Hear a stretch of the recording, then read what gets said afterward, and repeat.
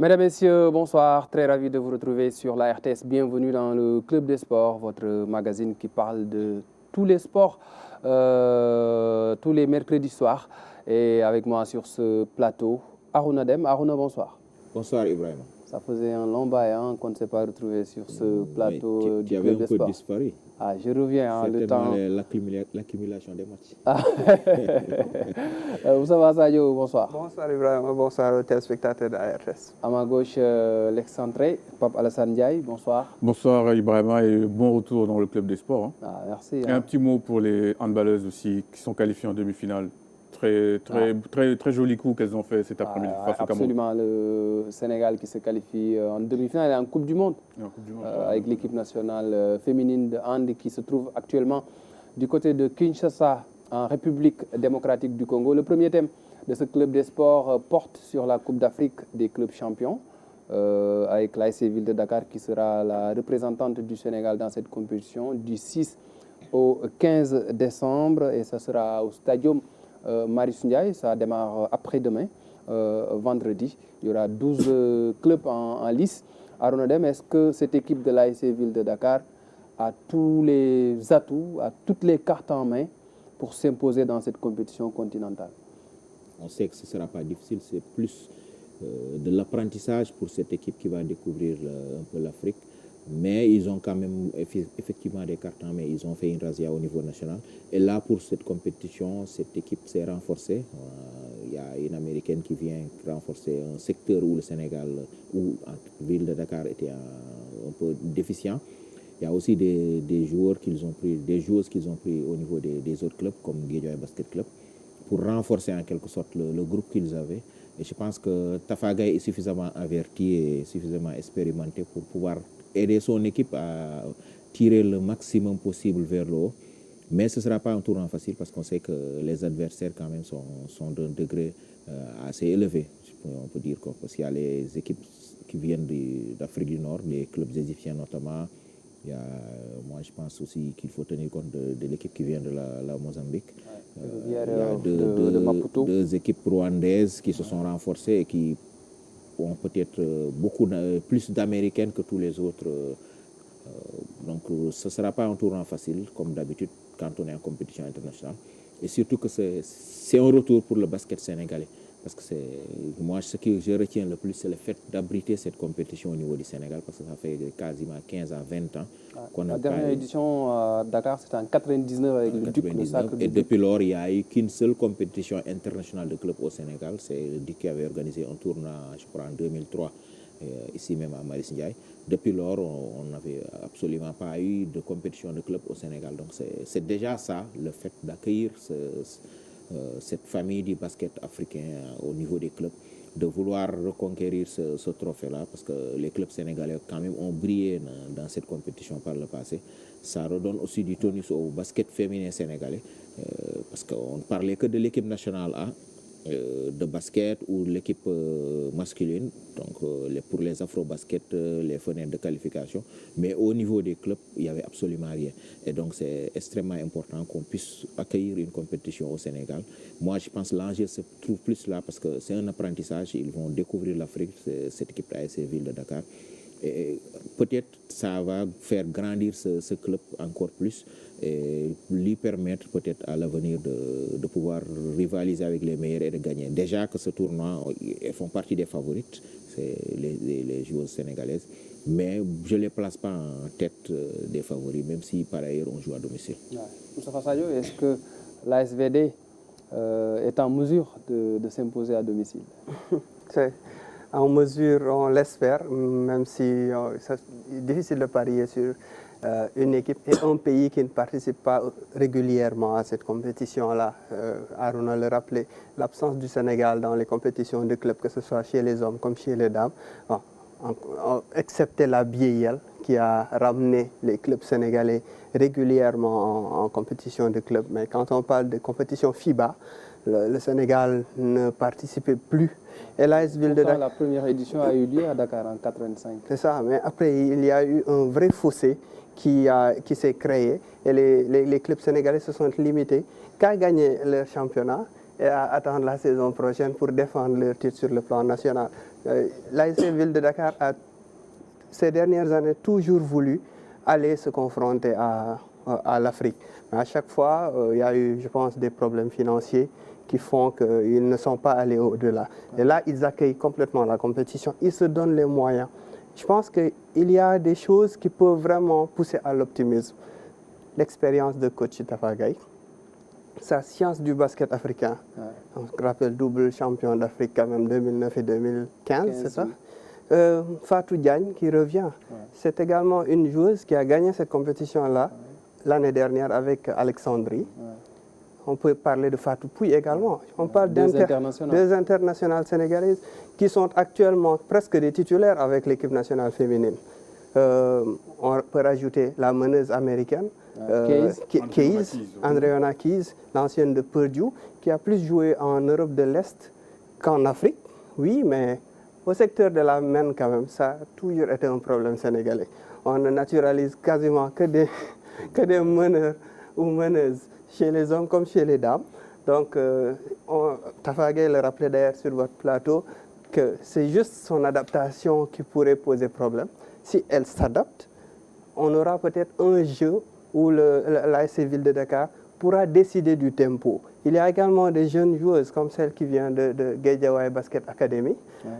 Aminata Ndong. C'est ça, une joueuse très prometteuse. Peut-être que pour elle, ce sera vraiment du basket accéléré.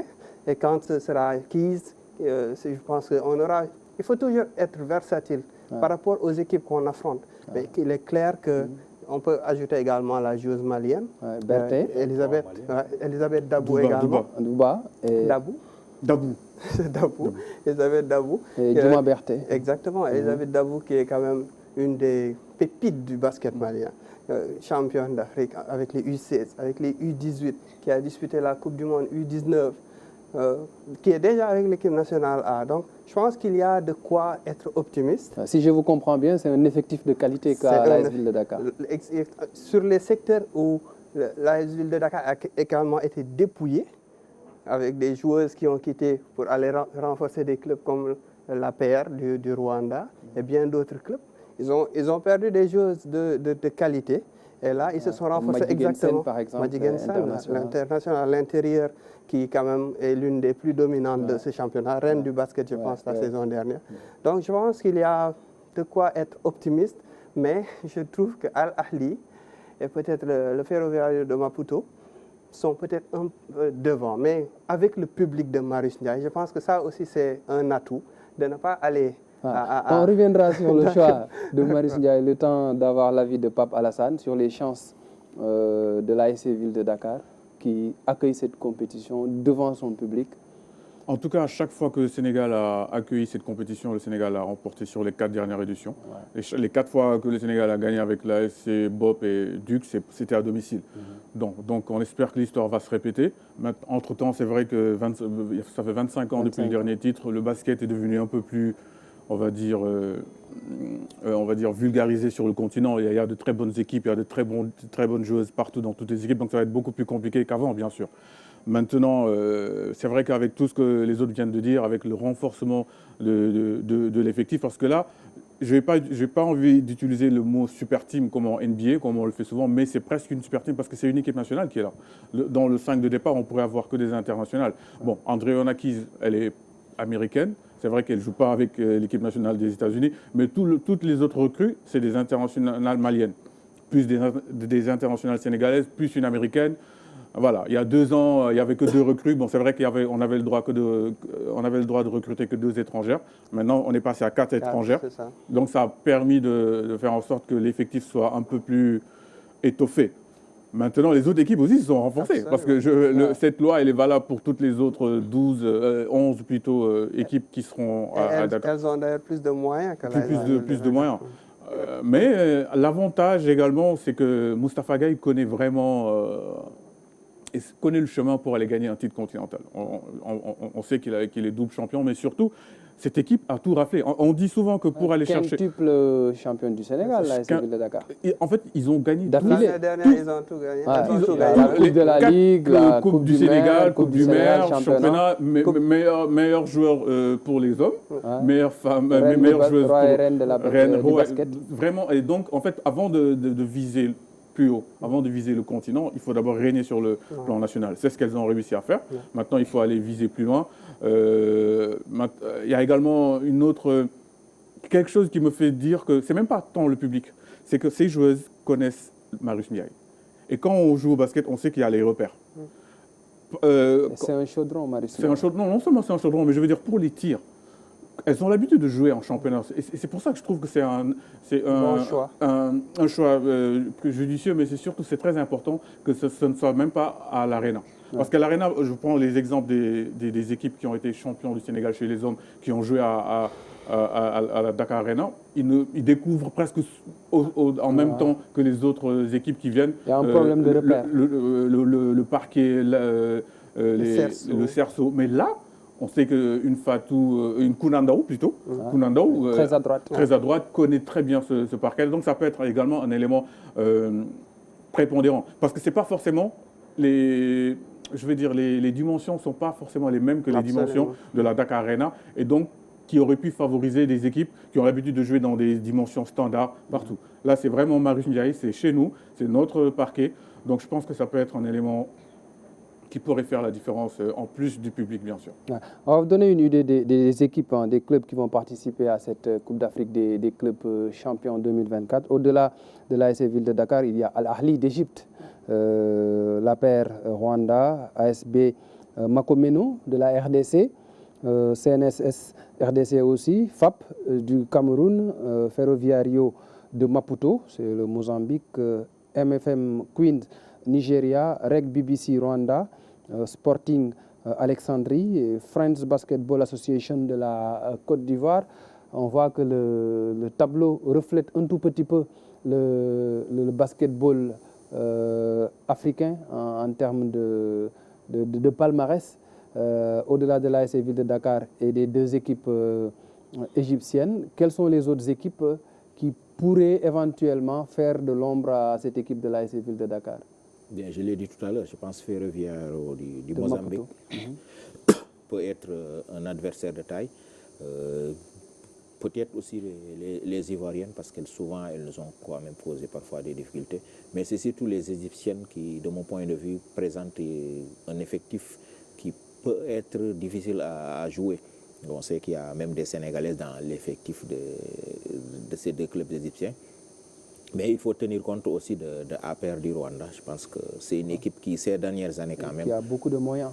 Beaucoup de moyens, peut-être plus de moyens. En tout cas, bon, si on regarde la cartographie des équipes présentes, peut-être que c'est Ville de Dakar qui est le moins bien loti en termes de moyens. Mais n'empêche, on est en termes de sport. Notre basket n'est pas le basket qui a le plus de moyens, mais pourtant c'est l'un des plus titrés. En tout cas, chez les dames, on est... Non, c'est le plus titré. Non, le plus titré chez les dames. À l'échelle des équipes nationales. Mais à l'échelle des clubs, il y a l'Angola avec ses mythiques. Non, je dis à l'échelle des sélections. Le Sénégal en basket féminin, quand même, on est au-dessus de tout le monde pour le moment. Parce que les autres commencent à arriver. Mais je pense que ça, il faudra. Peut-être ce qui me semble ne pas être issu des filles issues d'un grand pays de basket, c'est les équipes du Nigeria, mais qui, je pense, au niveau local, quand même, ils sont moins fortes qu'au niveau de la sélection, parce que la sélection, c'est quasiment des expatriés. Ça ne reflète pas vraiment la force de la sélection. Ça, les clubs, le basket local du Nigeria même est bien différent de celui de la sélection, où ils arrivent à dominer largement. Mais en club, je pense qu'elles ne sont s'il y a des renforts qui viennent des États-Unis... le Nigeria a souvent souffert dans ce genre de compétition, en tout cas au niveau des clubs, de sa désorganisation, de beaucoup de petits problèmes extra-sportifs qui ont souvent joué un rôle important. Donc je pense que c'est plus les Égyptiennes, les Mozambicaines, les Rwandaises qui me semblent être vraiment les principaux adversaires de l'AS Ville de Dakar. Ouais. Et les Angolaises dans tout ça? On dirait qu'il n'y a pas d'équipe angolaise dans cette compétition. Non. En tout cas, sur la liste des 12, il n'y en a pas. C'est une petite... Une grosse surprise. Une petite surprise quand on connaît le niveau du basketball féminin angolais. Surtout le basketball local, le basketball de club angolais, que ce soit chez les hommes comme chez les dames. Et même dans cette compétition-là, elles en ont gagné des... C'est le pays le plus titré en compétition de club chez les dames. Et ne pas en retrouver quand même en 2024, quand même, ce n'est pas une petite surprise, c'est une grosse surprise. En voir 2 clubs égyptiens, c'est pas une surprise. L'Égypte, comme chez les dames, progresse, mais ne pas en voir aucun chez les... 2 clubs rwandais aussi. 2 clubs rwandais, c'est ça la grosse surprise. Parce que le basketball rwandais est en train d'accélérer avec vitesse grand V, surtout avec vraiment les réformes qu'ils sont en train de faire, amener des techniciens de qualité, comme Cheikh Sarr, d'ailleurs, qui coach les 2 sélections, féminines et masculines. Mais vraiment, l'absence des clubs angolais, quand même, je ne m'attendais pas à ça. J'ai tellement regardé la liste. J'ai regardé 3 fois la liste. J'ai toujours plongé dans les équipes pour regarder si des noms à consonance un peu lusophones, pour voir si ce n'était pas un club angolais. J'en voyais pas, donc je me suis dit, bon, ça c'est quand même un vrai problème. Mais ce n'est pas plus mal, ça donne plus de chances à la ville de Dakar, en tout cas pour aller dans le dernier carré, parce que je pense qu'on aura les 2 clubs égyptiens dans le dernier carré, que ce soit l'Alexandrie Sporting Club et Al-Ahli. Éventuellement, soit le Ferroviario, soit un des 2 clubs rwandais, mais je pense qu'on aura l'AS Ville de Dakar. Je suis optimiste en tout cas pour les voir jusque dans le dernier carré, parce que je pense que l'apport du public, les repères visuels, le jeu léché quand même de l'AS Ville de Dakar, il y a la confiance de dominer, de régner à domicile au Sénégal, qui peut se traduire encore une fois dans cette compétition de plus grande ampleur, parce que tout simplement, l'environnement ne change pas. Le parquet est le même. Le public sera peut-être plus renforcé, ça je le pense. Peut-être. Sûrement. C'est ça, j'ai des bémols. Le public sénégalais est c'est une ambiance particulière. Absolument, non. Comme vous le rappelez, c'est une vraie fournaise. Quand vous y êtes, c'est tellement assourdissant que ça peut perturber l'adversaire. Parce que le basket, normalement, ce n'est pas un sport où la salle est je veux dire, insoutenable. Quand on regarde beaucoup de basket, par exemple en NBA, le bruit est là, mais c'est cadencé. À Marussia, ce n'est pas cadencé. C'est de la première à la dernière minute. Il y a une belle ambiance, les assicots dedans. Donc, pour des joueuses qui l'ont déjà appréhendé, c'est un gain. Mais pour les autres, ça peut être perturbant pour le début. Mais je pense que cette absence des clubs angolais, je ne l'explique pas. Je ne pense pas que ça... Interclubé, qui est le club le plus titré. Mais il y a eu des qualifs de zone. Elle est première. Elle ne plus se qualifier pour les zones. Mais il y a également des désistements. Il y a également des désistements, des choix clairement de ne pas... Et cette compétition-là a toujours fait, malheureusement, été victime de ça, de désistement. À la limite, on pousse les clubs, on les invite à venir. Les clubs champions, on aurait pu avoir une compétition à 24. Parce que quand on a 2 clubs égyptiens, 2 clubs rwandais, on devrait avoir quand même des clubs angolais, au moins un club angolais. Je pense que c'est plus des choix quand même, parce que sinon le Sénégal, je pense, aurait quand même poussé 2 clubs également. On pourrait avoir le Duc et l'AS Ville de Dakar. Mais je pense qu'il y a des choix également sur la compétition qui a perdu un peu de sa valeur. Et une compétition organisée par FIBA Afrique. Malheureusement. Toutes les compétitions de FIBA Afrique commencent à tomber en ruine. FIBA n'y met pas les moyens. Les pays sont en souffrance pour organiser. Papa Lassane, sur les rivalités qu'on pourrait avoir, on a parlé des clubs égyptiens qui sont de très bons clubs. Le Mozambique avec le Ferroviario de Maputo, cette équipe nigériane aussi, MFM Queen. Qu'est-ce que cela vous inspire en termes de matchs à venir, surtout pour l'AS Ville de Dakar? En fait, plus le basket, plus que dans le football, quand tu as les moyens, ça se répercute sur le parquet tout de suite parce que tu prends des joueuses individuellement, un ou deux joueurs peuvent te gagner un match. C'est plus difficile dans le football. Donc c'est souvent les équipes les mieux structurées qui ont le plus de moyens financiers, comme les Égyptiennes, qui ont des individualités, qui peuvent recruter, et même les clubs rwandais comme la PR. Je pense que moi j'ai une petite appréhension sur ce que va nous proposer la PR du Rwanda parce qu'elles ont pas mal d'Américaines. Et elles ont les meilleures joueuses de l'équipe nationale qui jouent avec la paire. Donc, avec des moyens, avec une bonne préparation, ça va forcément se refléter sur le parquet. Donc, voilà, moi, bien sûr, il ne faut pas omettre les championnes en titre, hein, le Sporting Club d'Alexandrie. Les deux équipes égyptiennes plus l'APR Rwanda, pour moi, seront les équipes qui vont normalement nous poser plus de problèmes à l'AS Séville. Maintenant, c'est trois poules de 4 ans. Ouais. Donc, presque tout est fait pour que des équipes qui sont sensiblement favorites se retrouvent en quart de finale, voire en demi-finale. Parce que même les deux meilleurs troisièmes sur les 4 poules se qualifient. Donc normalement, on ne devrait pas trop souffrir pour se qualifier. Après, quand on sera en phase à élimination directe, le public jouera son rôle.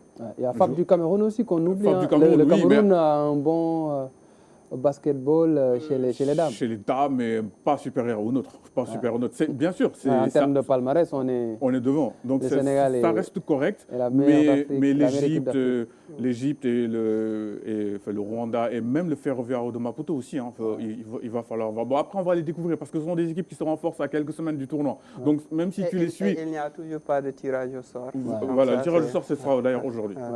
Mais en fait, c'est un peu comme la BL. C'est très difficile de faire des pronostics parce qu'en fait, les équipes ne sont pas les mêmes pendant leur championnat national et au début de la BL. Parce qu'en fait, ça peut ne pas refléter le niveau national. Parce qu'en fait, le 5 de majeur change entre la BL et le championnat. Tout comme ce ne sera pas le même 5 de majeur qui a joué avec la SC Ville de Dakar en championnat, qui a fait le quadruplé. Ce ne sera pas le même. Donc, c'est très difficile. Même les coachs, les techniciens, découvrent les équipes pendant la compétition. Ouais, vous avez fait la transition en parlant de coach. Ça nous permet de s'intéresser à Moustapha Gaye. Sadio l'a rappelé en début d'émission. Moustapha Gaye a fait de grosses performances avec l'équipe nationale féminine, avec ses 2 titres de champion d'Afrique en 2009 et en 2015. Est-ce que là, ça peut être un challenge personnel pour lui d'aller chercher un trophée au niveau des clubs après avoir été champion d'Afrique avec la sélection nationale féminine? C'est un nouveau défi en fait, c'est un nouveau challenge effectivement. Je pense qu'il a été ce coach de l'équipe nationale, il est directeur technique et coach aussi de Ville de Dakar à un moment donné, mais il a été aussi directeur technique national, ça il ne faut pas l'oublier. Donc l'expérience est là, le management d'une équipe de haut niveau, il connaît. Donc lui aussi, il a quelque chose, les Jeux Olympiques. Effectivement. En tout cas, il a tout ce qu'il y a à faire en termes de compétition internationale, de compétition africaine, mondiale, il a été sur tous les terrains. Donc ça, c'est quelque chose que la Ville de Dakar va capitaliser.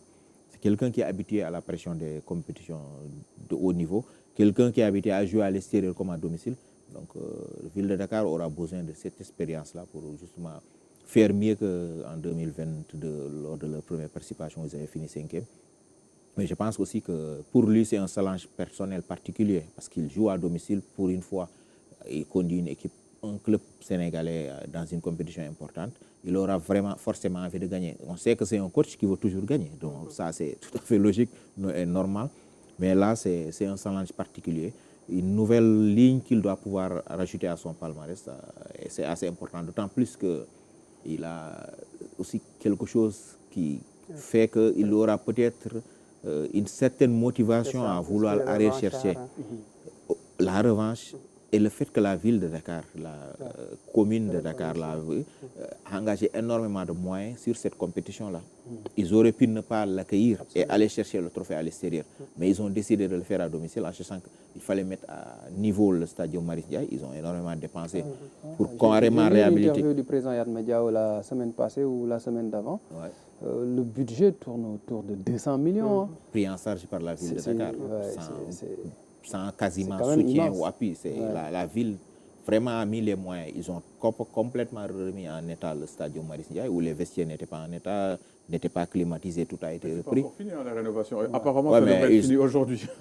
Mais parce qu'il y a eu des compétitions d'arts martiaux au cours du week-end qui les ont obligés à l'entreprise de livrer lundi, d'après ce qu'ils ont dit.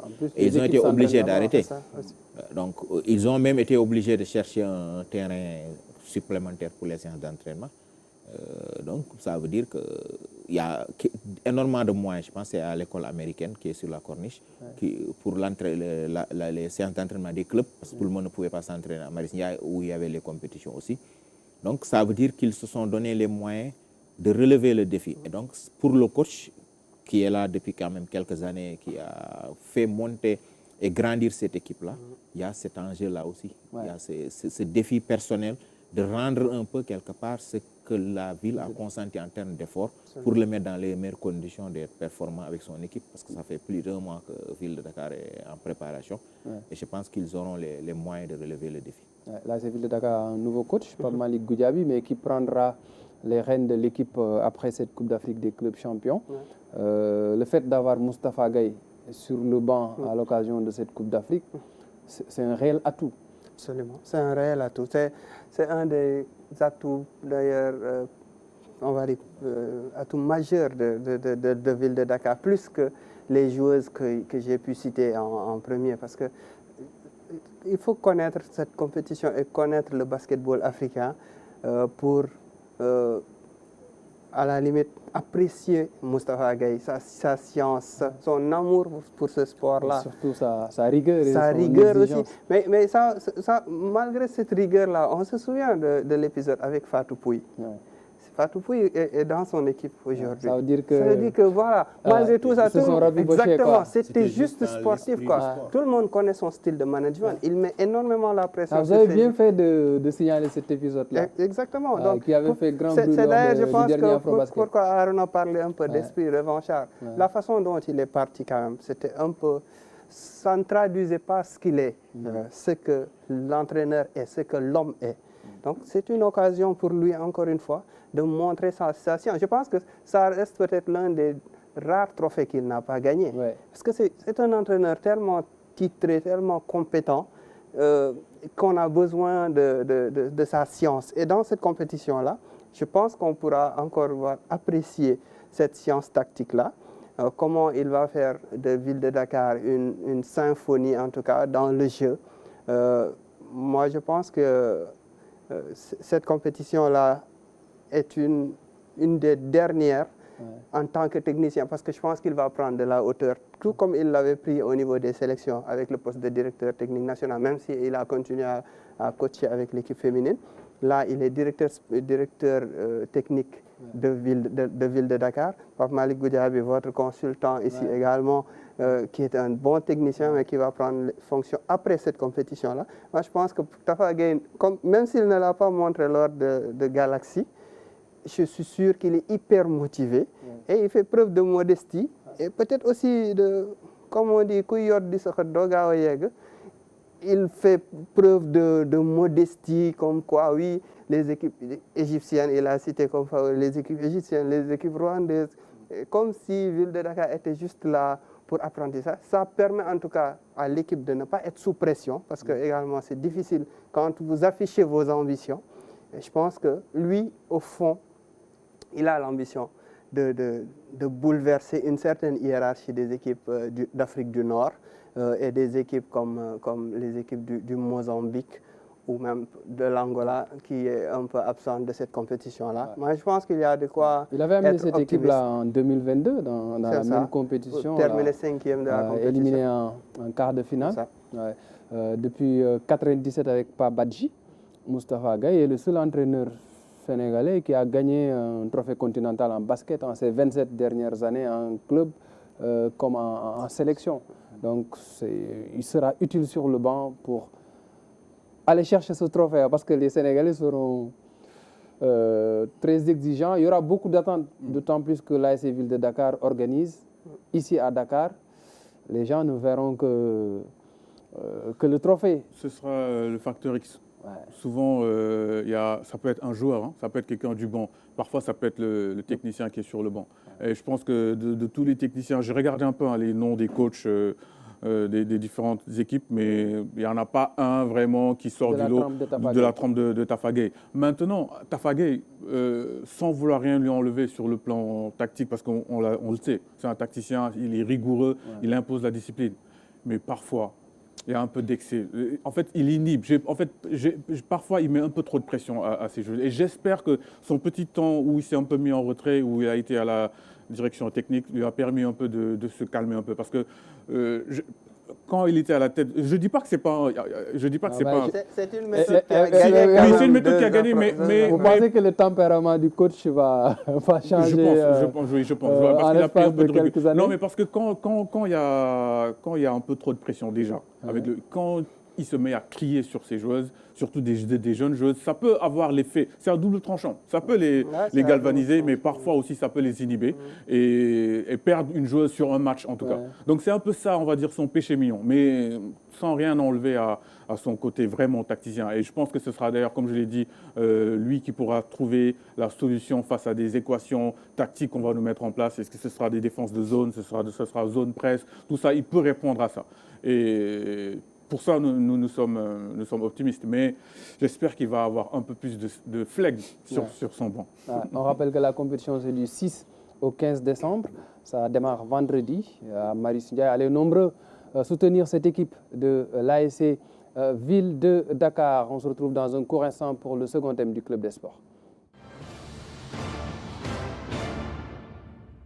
Le second thème porte sur la Coupe de la Confédération avec la deuxième journée qui sera jouée dimanche, en tout cas ce week-end. Et le Jaraaf de Dakar joue dimanche contre l'USM d'Alger à 16h au stade Abdoulaye Wade de Diamniadio. Ce sera en direct et en exclusivité d'ailleurs sur la RTS. Le Jaraaf avait perdu son premier match face à l'ASEC d'Abidjan, 2-0 il y a quelques jours. Et puis dimanche, ce sera face aux Algériens de l'USM. On ne présente plus le football maghrébin en Afrique. Arouna Deme, on peut dire que les joueurs du Jaraaf sont appelés à gagner ce match face à l'USM pour se relancer dans cette compétition, dans cette phase de poule de la Coupe CAF. Ils sont contraints et obligés en quelque sorte, parce que ne pas gagner équivaudrait à hypothéquer une bonne partie ou une bonne part des chances de qualification du Jaraaf pour le reste de la compétition. Ils ont déjà perdu, comme vous l'avez dit, à Abidjan. Là, ils vont jouer contre le favori du groupe en quelque sorte, parce que ce n'était pas évident de se retrouver dans ces phases de groupe. Le Jaraaf est parvenu à le faire. Maintenant, on attend de voir ce que ça va donner le dimanche 8. Mais moi, j'ai espoir de voir le Jaraaf pouvoir se relancer, pouvoir se rebiffer et montrer un autre visage différent de celui qu'on a vu à Abidjan. Pour coller au thème, Moustapha Sadio, c'est le match du rachat pour le Jaraaf, après la contre-performance d'Abidjan. C'est le match du rachat, normalement, vu le résultat du premier match, mais ce n'est pas le bon adversaire pour se racheter. L'USMA est une machine. C'est l'un des grands d'Afrique. On a regardé le premier match de l'USMA face à Orapaina, ils leur ont mis 6-0. Avec et qu'ils prennent 6 points contre Orapa. Ils auront 7 points. Et ils accueilleront après, ils accueillent Mimosa. Pour moi, c'est l'adversaire du Jaraaf pour la deuxième place. Le Jaraaf n'aura pas cette chance-là qu'il a eue. Pourtant, il y avait 2 clubs maghrébins à l'époque. Je pense qu'il y avait 2 clubs tunisiens, Sfax c'était 2 clubs d'Afrique du Nord en tout cas.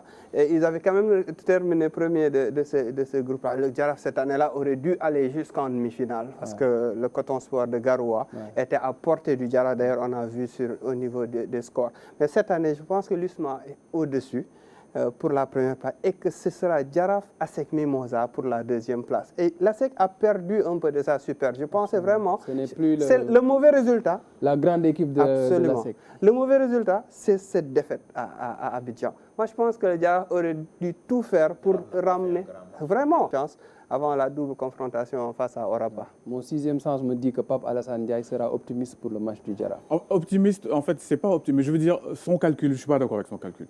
Par exemple, tu ne peux pas me dire que tu veux prendre 1 point et être content, prendre 6 points avec Orapa. À domicile, il faut gagner. Il faut gagner. Non, pourquoi? Parce que tu perds 2-0 à Abidjan. Même si tu bats 1-0 au retour, hein, parce que c'est ça ton calcul. Mon calcul, c'est pas ça. Mais ton calcul, c'est de battre, c'est de prendre 6 points. C'est pas pour battre Mimosa 1-0. Mais continue. Ouais, donc tu veux battre Mimosa 3-0? Oui. À domicile? Oui. Bon, ok. Ben, si toi, tu penses qu'on va battre Usma, non, tu peux penser qu'on peut battre. Non, mais je trouve que c'est du football. L'Usma peut ne pas être une montagne infranchissable. L'Usma a fait lors de la première. Est-ce que le Jaraaf a montré comme limite? C'est juste ça, en fait. C'est un regard. Ce que je veux dire, en s'appuyant sur les performances de la première journée. Mais laissez-moi parler. On laisse terminer. Je veux dire qu'il est plus probable de battre 1-0 l'Usma à domicile. 1-0, ça suffit. Pour se remettre en marche. C'est possible. Et c'est tout à fait possible. Les équipes maghrébines, qu'est-ce qu'elles font en général? Moi, j'ai souvent commenté des matchs de Ligue des champions africaine avec le Orea et tout. Quand les équipes viennent, mais je ne parle même pas du Jaraaf, Orea en Guinée, quand ils viennent, ils te regardent jouer pendant 60 minutes. Orea a quand même plus de qualité que le Jaraaf. Bon, je ne suis pas sûr. Si. Que le Jaraaf actuel? Je ne sais pas. Bon, d'accord. Mais en tout cas, je veux dire, c'est le même calibre. Et souvent, ils te regardent jouer une mi-temps, voire 60 minutes. Quand tu ne fais rien, c'est là que, en fait, parce qu'eux, ils viennent pour chercher le point du nul, hein, parce par rapport au climat, par rapport à plein de choses, ils ne sont pas dans leur... Parce qu'eux, ils savent qu'ils vont faire carton plein à domicile. Ouais. Il fait moins chaud à Dakar en ce moment. Oui, c'est vrai, je suis d'accord. C'est vrai que, mais sinon, dans leur calcul, c'est souvent, ils savent qu'ils vont prendre 9 points sur les 3 matchs qu'ils vont jouer à domicile. Ouais. Donc, ils cherchent un nul à l'extérieur. Ben, c'est sur ça que le Jaraaf doit s'appuyer pour aller leur faire mal, marquer dès le début du match, leur faire sortir. Bon, il n'y aura pas de public, j'en suis presque sûr. Le stade Abdoulaye Wade. Ce sera dommage, mais voilà quoi. Je veux dire, mais je pense qu'il est plus possible, hein, et ne pas se mettre en plus après dans des calculs d'apothicaire de battre 3-0 la SEC Mimosa. Tu sais très bien que c'est presque impossible. Même on peut les battre 2-0. Non, oui, mais après c'est compliqué. Le football reste. Mais voilà, il faut gagner. Mais maintenant, je ne suis pas si optimiste que ça, Victor, parce que moi, leur match de ce week-end, en fait, ils ne sont pas en confiance. C'est une équipe qui... En fait, ce match arrive trop tôt pour le Jaraaf. Parce qu'en championnat, le Jaraaf a fait match nul avec Walidat. Ils ont mené jusqu'à 5 minutes, ils ont encaissé un but, ça veut dire que la défense n'est pas forcément...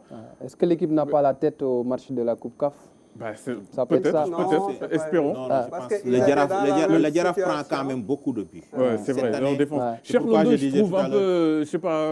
Il n'est pas au niveau... Il n'est pas au niveau international où on l'attend. Pourtant, il était en sélection il y a quelques semaines. La saison dernière, la défense du Jaraaf était beaucoup plus imperméable que cette année. L'axe central, notamment, montre des faiblesses. Et moi, j'ai vu les 2 derniers matchs du Jaraaf au stade, en championnat.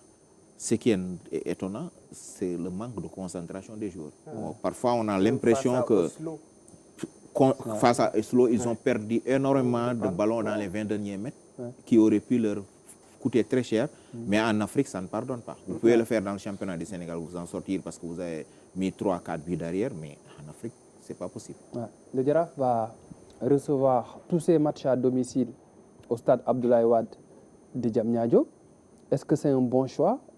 Ou il n'y avait pas d'autres alternatives?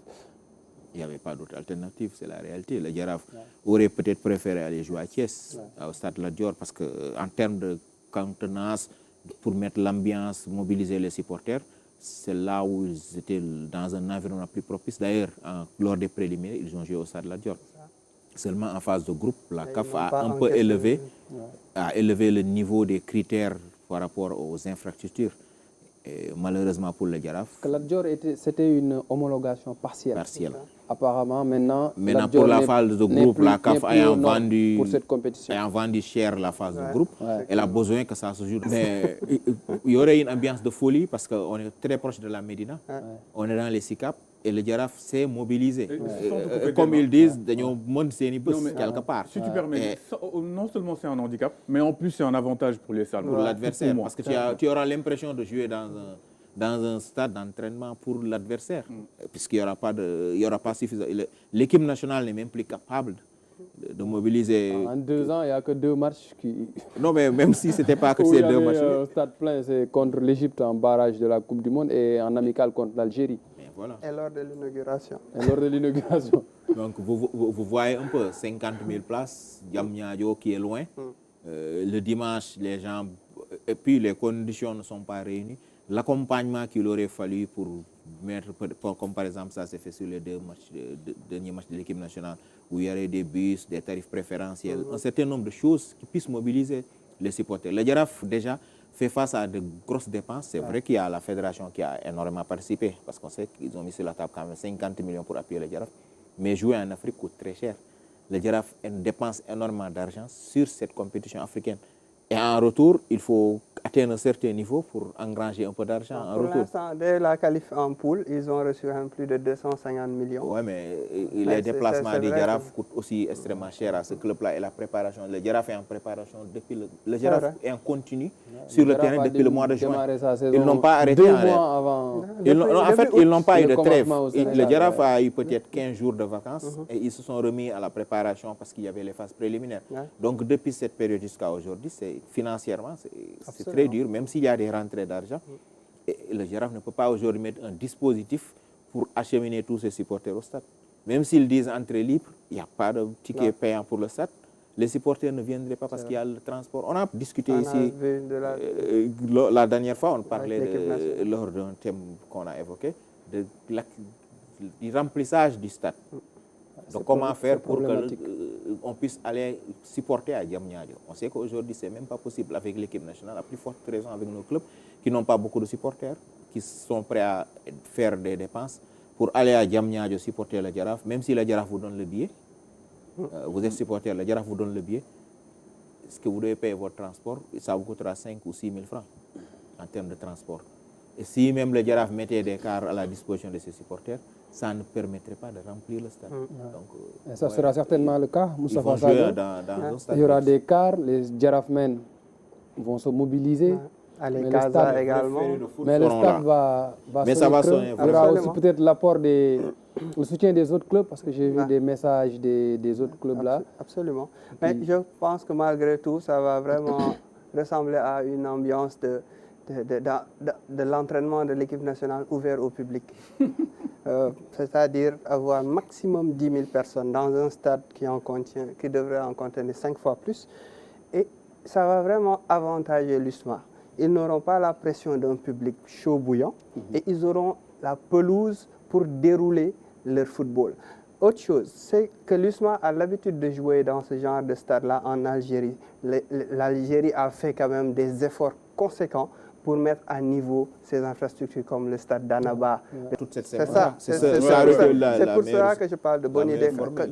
De s'acclimater, de maîtriser, parce que c'est un plus grand stade en termes de superficie.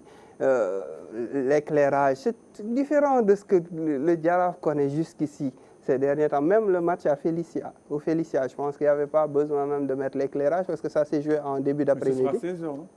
À 16h, dimanche. Mais bon, ils vont mettre l'éclairage quand même au stade, même à 16h, parce que, voilà, par rapport à l'infrastructure. J'espère qu'il fera très chaud quand même. Pour une fois, moi j'ai envie qu'il fasse très chaud. Avec le climat qu'on a noté aujourd'hui à Dakar. Ça va être très compliqué. Mais en tout cas, je pense que c'est plus un match qui va des 50 millions. Et maintenant, pour la réception, ne serait-ce que pour la location du stade, ça risque d'être comme ça. Et même s'ils font des efforts pour donner des billets à leurs supporters, mettre à disposition des transports pour la facilitation de l'accès, déjà, il n'y aura pas beaucoup de monde, pas assez en tout cas pour que ce soit à leur avantage. Et en plus de ça, c'est d'autres dépenses qui vont venir s'ajouter à cela. Donc ça va être très compliqué. Mais voilà, ça va être le lot de nos équipes tant que le stade Demba Diop ne sera pas prêt, tant que le stade Léopold Senghor ne sera pas prêt, peut-être même Iba Mar Diop après les Jeux Olympiques de la jeunesse. C'est malheureusement le lot. Demba Diop et Léopold Senghor, c'est en 2025 c'est bientôt. Que ces stades vont rouvrir leurs portes aux supporters. On va terminer par Pape Alassane Ndiaye. Jaraaf, USM Alger, c'est Sénégal contre l'Algérie. Dans une autre compétition et le football algérien ne nous a pas beaucoup réussi ces derniers temps. C'est peut-être Belle occasion pour le Jaraaf de vaincre ce signe indien-là.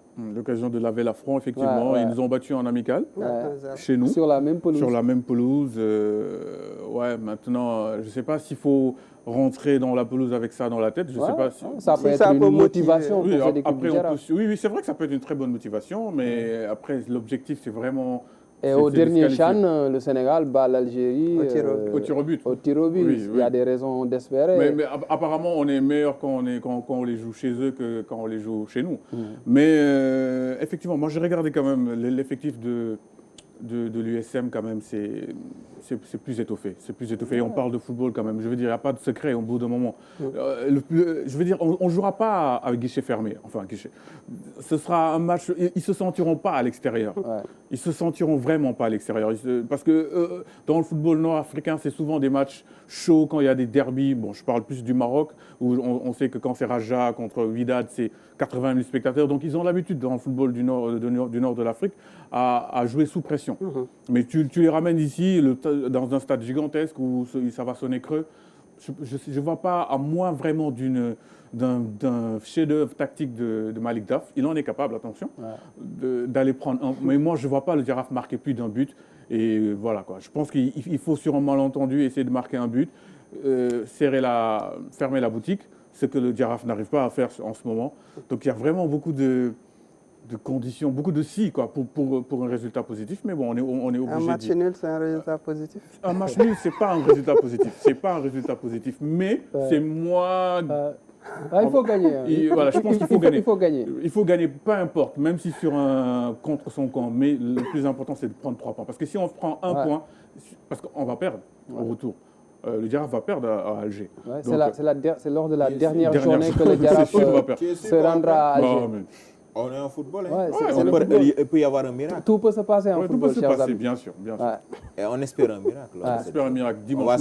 On ait se qualifier là-bas en les battant, en les écrasant. Papa Alassane Ndiaye, merci à Arouna Dem, merci à Moustapha Sadio. Je rappelle que ce match Jaraaf-USM d'Alger sera en direct, en exclusivité sur la RTS dimanche à 16h, prise d'antenne à 15h30 avec toutes nos équipes et nos consultants en studio et au stade Abdoulaye Wade de Diamniadio. Merci à toute l'équipe technique. Omar Ndiaye était à la réalisation. Merci à vous, chers amis téléspectateurs. Passez une excellente fin de soirée. On se donne rendez-vous mercredi prochain pour un autre numéro du magazine Club des Sports. Ciao.